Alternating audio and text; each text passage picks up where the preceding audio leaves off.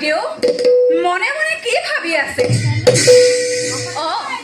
বাসন্তী বাইদেউ বাসন্তী আমি আৰু এই ৰাজ্যত নাথাকিম য'ত হিংসা বিদ্ৰোহ নাই, য'ত বিশ্বাসঘাতকতা স্থান নাই, তেনেকুৱা শান্তিময় বনলৈ যামগৈ বুলি ভাবিছো। কি ক'লে বাইদেউ? আপোনালোক বনলৈ যাব? তেন্তে আমি ক'ত থাকিম বাইদেউ? মই হ'লে একো বুজিব পৰা নাই এইবোৰ। কিয় তুমি এই ৰাজ্যৰ অধীশ্বৰী হৈ নাথাকিব জানো? অধীশ্বৰী? যাৰ ছোৱালী ৰজা হ'ব তাৰ আকৌ থাকিবলৈ ঠাই নহ'ব কিয়? আপোনালোক থাকোঁতে মই আকৌ ৰাজ্যৰ অধীশ্বৰী হ'ম কেনেকৈ?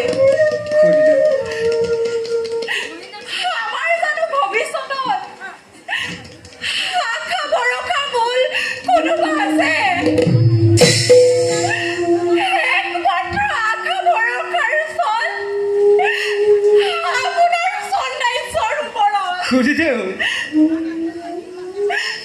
চন্দাইশ্বৰ আপোনাৰ গৰ্ভজাত হ'ল বুলিয়ে তাৰ ওপৰত আমাৰ একো আশা ভৰসাৰ চল হ'ব নোৱাৰে নেকি বাইদেউ?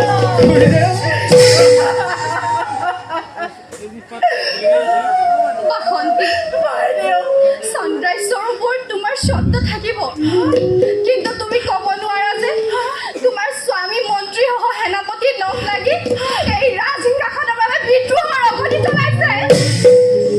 কি ক'লে বাইদেউ?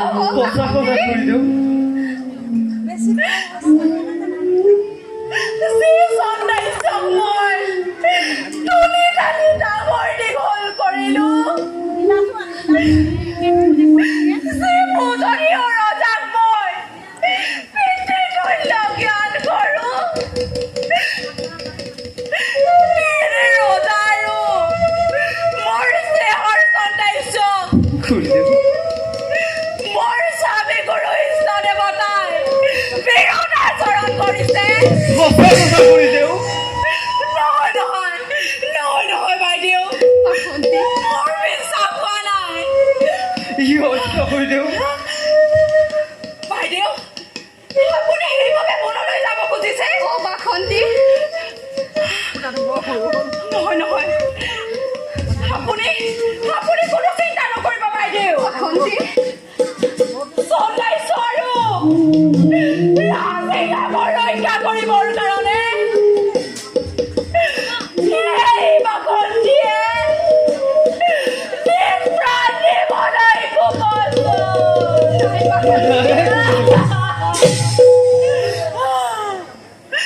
ধন্য ধন্য বাসন্তী, ঈশ্বৰৰ ওচৰত মই এয়াই প্ৰাৰ্থনা কৰোঁ যে তোমাৰ দৰে অজলা লক্ষী এজনী মোৰ ভনী ৰূপে পাওঁ। বলা সত্যৱতী, বলা বাছা, আমি পিতাৰৰ ওচৰলৈ যাওঁ। বাইদেউ লোক বাইদেউ